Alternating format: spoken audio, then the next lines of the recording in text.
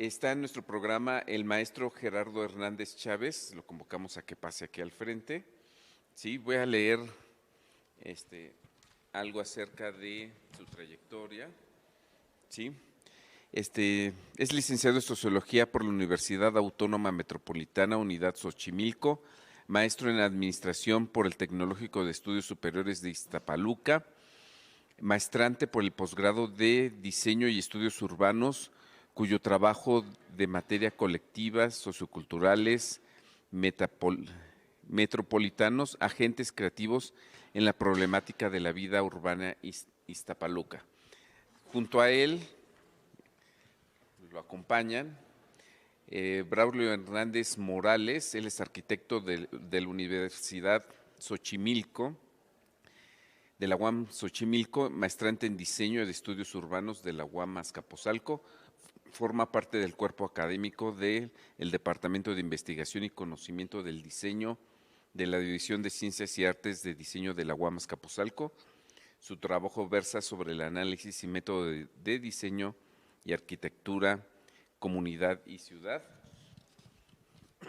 De igual manera, tenemos a Geraldine Lavoyegnet Márquez, espero verlo. Bueno, perdón.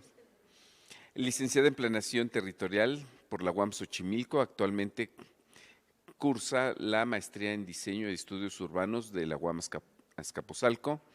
Aborda como tema de investigación la estructuración socioespacial del modelo neoliberal en el pueblo de Jocos, Ciudad de México. Pues bueno, vamos a pasar el micrófono a ellos, ya está su presentación lista. Ellos nos han preparado una presentación, ¿sí?, con el título El dibujo como técnica y metodología creativa de acceso universal para comprender la ciudad. Pues recibámoslo. ¿Quién comienza? Muy bien. Bueno, como ya habían mencionado ahorita el moderador de este noveno coloquio, somos 3 estudiantes de la maestría en Diseño de Estudios Urbanos aquí en la Unidad Azcapotzalco.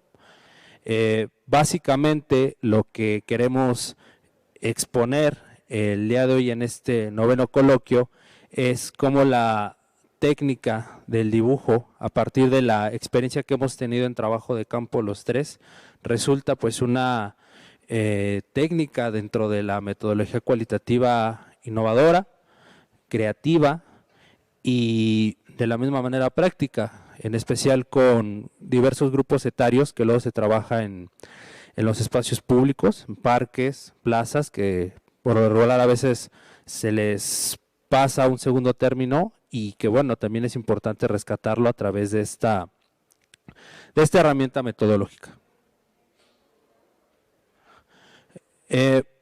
Digamos, a manera de contexto, a partir de la experiencia igual que hemos mencionado en las últimas administraciones, al menos aquí en el gobierno local, en la Ciudad de México, muchos de los proyectos que se quieren realizar de intervención urbana siempre se recurre, las secretarías de movilidad, de desarrollo urbano requieren mucho del apoyo o de la convocatoria para que se apoyen o colaboren con instituciones de educación superior, ¿no? O de la misma manera con organizaciones de la sociedad civil para poder llevar a cabo este tipo de diagnóstico en específico de necesidades y deseos que tienen los usuarios en el espacio público. Pero aquí resulta algo bastante interesante, que al menos en los estudios, por ejemplo, en arquitectura, el urbanismo, se recurre mucho a las técnicas que se emplean dentro de las ciencias sociales para recolectar información. Y pues básicamente aquí llega algo importante, como menciono, siempre está latente esto de las necesidades y los deseos, ¿no? Y pues básicamente en contexto en las ciencias sociales a fines de los 80 estuvo muy en auge o en boga las filosofías postestructuralistas, que más allá de darle vinculación o interés a los sujetos, lo que imperaba era lo subjetivo. Entonces, pues en estos estudios, si nos atenemos, digamos, a ese contexto, pues podemos ver que ahora lo importante, si bien es esos actores, esos usuarios, pero también esa producción de subjetividad que van teniendo y que se va construyendo a partir, por ejemplo, de esos imaginarios o esas identidades, y que bueno, también es fundamental en los estudios sobre lo urbano, ¿no? Y también como también derivado de estos paradigmas de la complejidad, pues las ciencias y artes para el diseño pues requiere de este apoyo, esta colaboración de las ciencias sociales, en particular las metodologías. Hago énfasis en lo cualitativo para poder realizar este tipo de trabajos de diagnóstico, repito, de necesidades y deseos. Y bueno, recapitulando lo mismo, le digo, en las problemáticas sobre el urbano, pues si bien importa o impera también lo de medir cuántos, los números, pero pues también importa la comprensión de esa subjetividad que se tiene en los usuarios, en sus necesidades y en sus deseos, ¿no? A manera de recapitulación, sabemos que las principales técnicas están la entrevista, estructurada, semiestructurada, los famosos diarios de campo, la investigación participante, también, digamos, la investigación-acción participante, que también es otra modalidad de esta técnica, y, ¿por qué no?, también los mapeos participativos y comunitarios, una técnica que se utiliza mucho en los estudios urbanos, pero digamos, dentro de esas bagaje de herramientas cualitativas son las que predominan. Y bueno, frente a ello nos podemos preguntar qué aspectos se deben de considerar para seleccionar una técnica cualitativa, ¿no? Como anteriormente ya había dicho mi compañero, aquí se diversifican varias técnicas que hasta inconscientemente hemos utilizado para realizar algún diagnóstico en alguna publicación, algún trabajo de campo, ¿no? Entonces es importante mencionar que pues no todas las técnicas se pueden utilizar en todos los grupos de edad. ¿A qué voy con ello? No todos tenemos el nivel de comprensión adecuada para el análisis o elaboración de un trabajo. Vamos, con alumnos de licenciatura a posgrado, la capacidad de análisis y captación de datos de alguna problemática no va a ser igual, ¿no? Dependiendo de la visión metodológica que tenga cada uno de ellos. Sin embargo, puede hacer el complemento para formar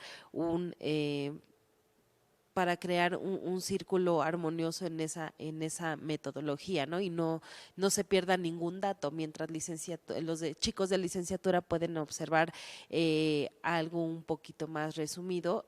En posgrado podemos ondear más la información, más el comportamiento de las comunidades en dado caso, ¿no? Nosotros queremos hacer énfasis en un grupo de infantes de 6 a 10 años de edad.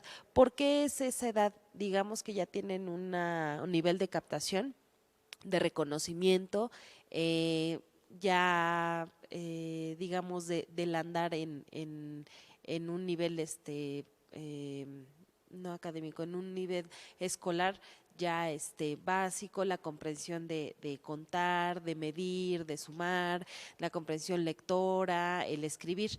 Entonces es una etapa donde ellos van buscando, es la etapa donde van buscando qué les gusta, qué les atrae, por qué les atrae ciertas cosas, los colores, la música, inclusive los lugares, ¿no? Para jugar y para convivir con otros de sus compañeros de la misma edad.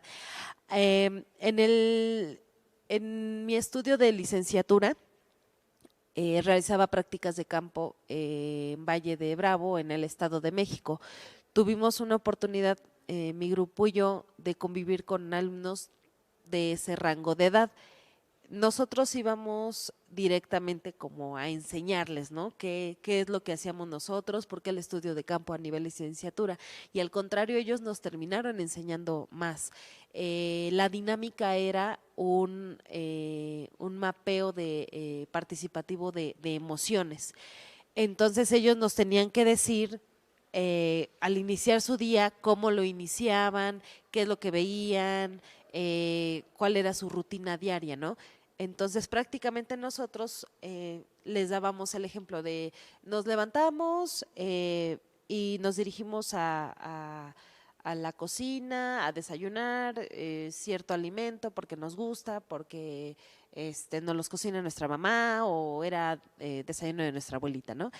Y ellos, al tratar de replicar ese ejercicio, demostraron que tienen una visión más amplia, una visión de veo por mi ventana, este es el escenario, el amanecer, algunos, bueno, vivían hacia las partes altas de ahí, de Valle de Bravo, perdón, de Valle de Bravo, entonces era una vivencia totalmente a la ciudad, ¿no? Aquí nos asomamos por nuestra ventana y pues tanto podemos ver la casa de enfrente como un árbol o prácticamente una vialidad principal, ¿no?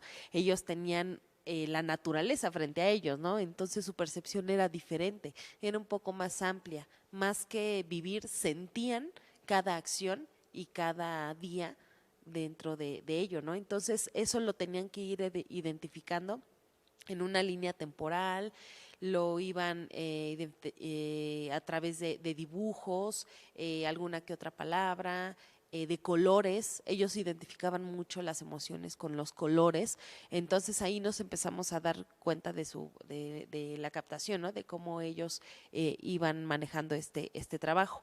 Y a lo contrario, con grupo de adultos, en un trabajo que realicé de mapeo participativo también en Atlampa, aquí en la colonia Atlampa de la alcaldía Cuauhtémoc, eran de diversos grupos de edad, ¿no? Mientras los adultos mayores veían la cuestión más cultural, el arraigo, la gente de mediana edad se iba más hacia la cuestión de movilidad, la cuestión de algunos centros de recreación para sus hijos o para ellos mismos, adolescentes. Entonces tenían diferentes intereses, pero lograban unir para que para que ese estudio fuera armonioso para la comunidad y hubiera una solución ante las problemáticas que ellos vivían, ¿no? A diario.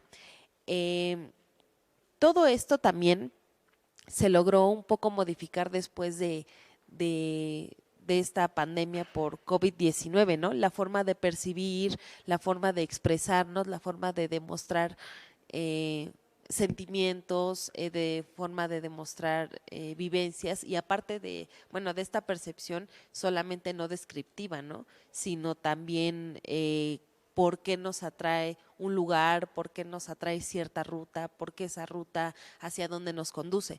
Entonces, poco a poco esas características van formando tanto la identidad, la manera en que se vive, en este caso, la ciudad o nuestro lugar de origen, bueno, más bien nuestros trayectos, ¿no? De origen, destino. Entonces, todo eso ha tenido cierta modificación a través de, bueno, haciendo referente a esta pandemia y podemos hacer una comparación de cómo era antes nuestra vida. Entonces, es como un ejercicio muy sencillo del que podemos aprender los unos con los otros y en especialmente, bueno, en el ejercicio que hemos visto con niños es muy amplio esa gama de percepción que tienen.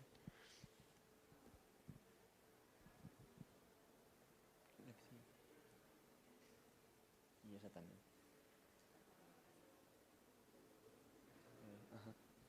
Bien, después de todo esto, podríamos preguntarnos cómo esto aplica al diseño, ¿no? Cómo podemos bajar todo este conocimiento que ya obtuvimos a la labor de diseño. Y pues bueno, lo que se ha encontrado y lo que incluso sugerimos, pues es que esto se convierte en una técnica de codiseño. El codiseño, bueno, es un término que se ha venido utilizando más recientemente, pero que recuperando el dibujo para cualquier persona, encontramos que, bueno, este conocimiento puede obtenerse de las personas a través de esta metodología y esta metodología, pues más bien este conocimiento se puede convertir a su vez en parte de la teoría, en la parte de la teoría de la ciudad o en parte de la teoría del diseño, siempre y cuando, y es muy importante que pues no se le vea con un fin extractivista de, bueno, pues ya obtuve el conocimiento de ti y ahora pues lo voy a incorporar a mi investigación sin dar el crédito correspondiente, y muchas veces esto pues resulta en prácticas poco honestas a la hora de hacer diseño y de hacer investigación. Para esto, pues bueno, es muy importante, pues como ya lo habían comentado mis compañeros, pues tomar en cuenta qué quiere la persona usuaria y qué necesita la persona usuaria. Antepongo la palabra persona porque también muchas veces solemos subjetivizar al usuario, llamarle usuario únicamente o llamarle incluso cliente. Muchas veces, por ejemplo, en la arquitectura se le llama cliente a las personas que lo van a usar, entonces olvidamos esa parte personal, humana, de quien utiliza nuestros diseños. Entonces, más allá de solamente obtener las necesidades, también es importante que antepongamos la parte de las personas. Y esto nos lleva a que el codiseño se lleve a cabo a través de relaciones horizontales, en vez de convertirlas en solamente un objeto de estudio o de implementación de diseños o acciones o políticas públicas que pues siempre vienen desde arriba, ¿no? Desde el experto, desde quien planea, desde quien diseña. Esto se basa en una relación de respeto, de escucha y de apertura sobre lo que funciona y sobre lo que no funciona para las personas, de tal manera que los diseños sean integrales, que sean respetuosos y que sean, pues, que sean perdurables, ¿no? Es decir, que lo hicimos hoy, pero en 10 años va a seguir funcionando y que puede incluso ser adaptativo, ¿no? Entonces, de nuevo, ¿no? Es una metodología que antepone a las personas sobre la técnica académica.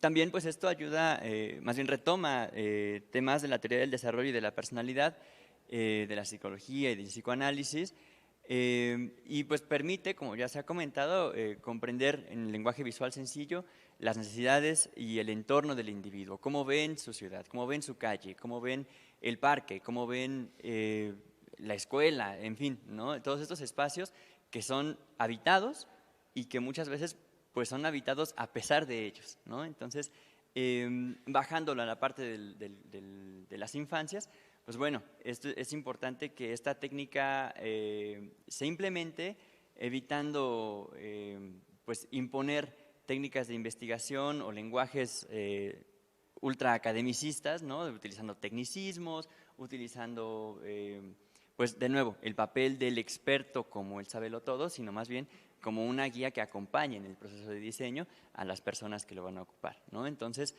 para implementarlo, repito, en el trabajo de campo pues sugerimos evitar protocolos solemnes, academicistas o esquemáticos con las infancias, y en su lugar pues promocionar actividades que hagan parte a las personas, a los niños, a las niñas, de talleres integrales con actividades lúdicas que sean al aire libre, que sean, vaya, interesantes para las infancias, ¿no?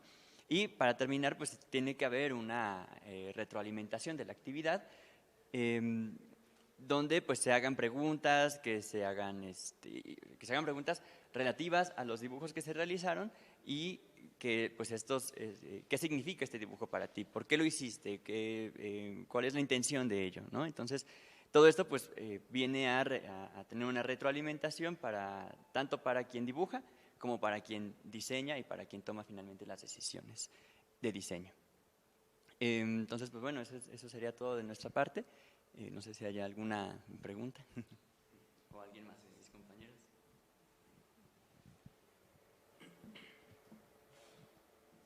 Vamos a abrir el panel de preguntas. Si alguien quiere hacer algún comentario.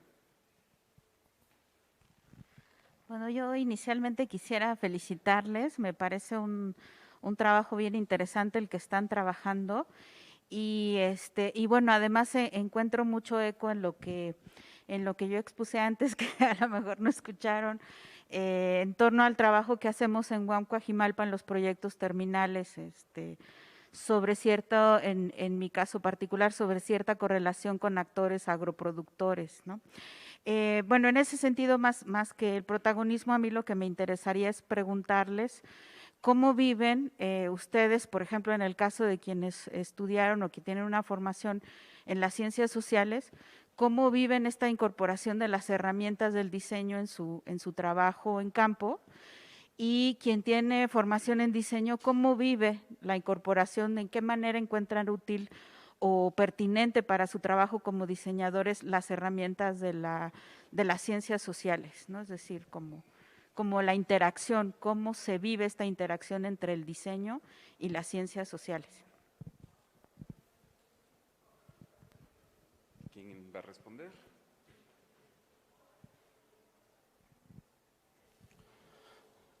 Gracias.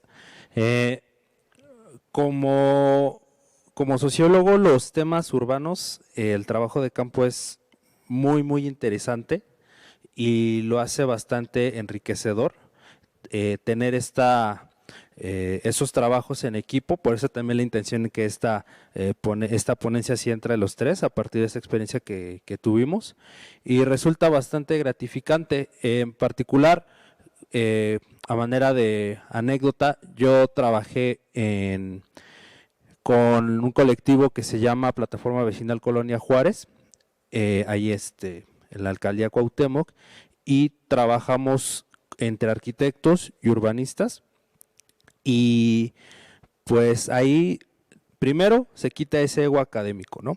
Que uno no cree tener la panacea de todas las herramientas o técnicas cualitativas para recopilar información, y se da uno cuenta que no. Eso primero, la idea de la colaboración.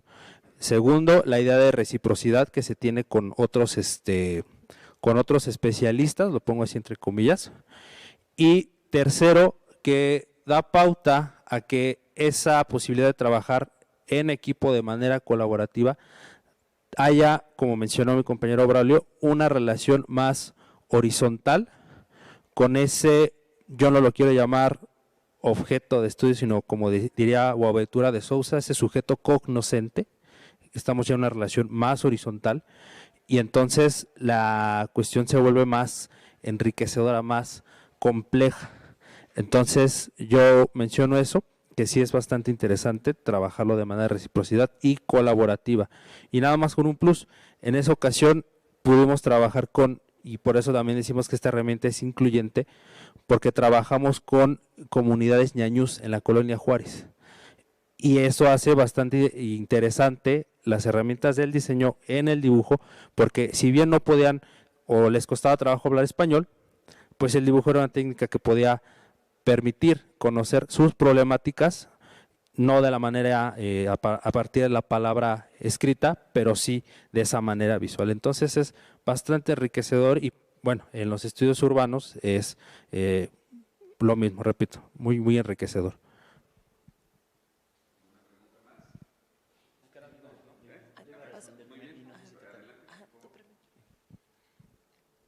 Ahora, desde la perspectiva del diseño, ¿no? De que yo soy arquitecto, como ya saben, y precisamente, pues desde mi formación en Xochimilco sí se nos enseñó todo el tiempo como a hacer integral el proyecto, no solamente viendo desde la perspectiva de la arquitectura como disciplina del diseño, sino pues haciendo todo un trabajo de investigación para desarrollar después un proyecto de diseño, ¿no? Entonces, pues para eso hay que retomar sí o sí conocimientos de las ciencias sociales para poder desarrollar el método, la investigación sobre el objeto de transformación, y siempre anteponiendo a lo que llamamos usuario, ¿no? Entonces, y con esta máxima de que no se puede hacer arquitectura pues sin personas, ¿no? Porque para eso se hace arquitectura, para las personas. Y si se olvida esa parte, pues entonces la arquitectura no es por decir que no sirve, pero sí pierde mucha de su misión principal, vaya. Y bueno, otra perspectiva de diseño, pero ahora como planificadora territorial, es que primero que nada siempre es como la comparativa con urbanismo, ¿no? Inclusive cuando uno va iniciando la carrera tiene ese de, sí, es como urbanismo, pero en el avance te das cuenta que no. Yo admiro a los urbanistas porque tienen unos métodos para trabajar impresionantes y lo más padre es que también, o sea, podemos colaborar juntos porque nosotros, si bien vemos esta parte de la ciudad, su organización, cómo se va complementando, cómo se forma, pero tomamos mucho la parte social. Entonces también vemos pues un poco de sociología ahí para entender, bueno, que lo llaman como el ente principal, que sería la persona, usuario, dependiendo de la disciplina. Entonces, tenemos que ver, bueno, ¿por qué vamos a abrir, bueno, por qué vamos a implementar un parque aquí, no? Ah, bueno, porque de aquí de la población de 50 personas que hay, 20 son niños, entonces no tienen un área recreativa para ir, bla, bla, bla, bla. Ah, bueno, entonces va a ser de utilidad y se va a implementar, ¿no? Y lo que vemos, al contrario de los parques de bolsillo y todo eso, es que lo ponen, digamos, como en cierta área que les acomoda, pero no hay una población a la que beneficie, nadie lo utiliza.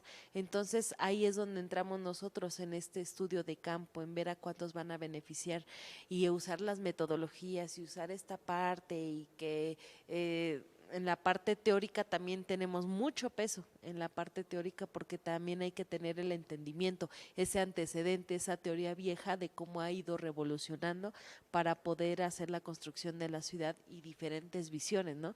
Entonces sí hemos tenido mucho peso de ambos, tanto de diseño como la parte social, política, económica, digamos que sí es multidisciplinaria, pero bueno, cada uno toma como su camino para ir viendo cómo construye desde su trinchera esta parte, ¿no?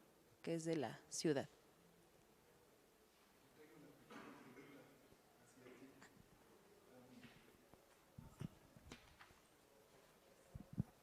Yo tengo una pequeña pregunta hacia ti, pero solamente de curiosidad. Tú dijiste que estás admirando los urbanistas y me parece el término urbanista para mí es muy confuso.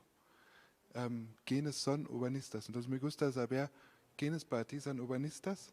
Entonces, porque para mí, por ejemplo, yo vengo de Alemania, entonces en Alemania hay diferentes distinciones entre Städtebauer y Stadtplaner, porque uno es que es el planeador urbano, otro es el diseñador urbana, o diseñador urbanística, quizás. Y todo viene de alguna manera de un oficio. Aquí yo tengo la impresión, el urbanismo es mucho más amplio, hay muchas personas que estudian, no sé, sociología, antropología, hacen estudios urbanos en alguna manera y también se llaman urbanistas. Entonces, ¿qué para ti es un urbanista?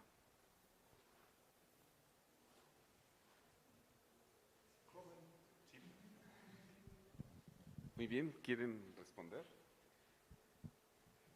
Bueno, directamente mi referencia a los urbanistas fue por formación, por ejemplo, vamos a irnos muy cerca con los de la UNAM, que es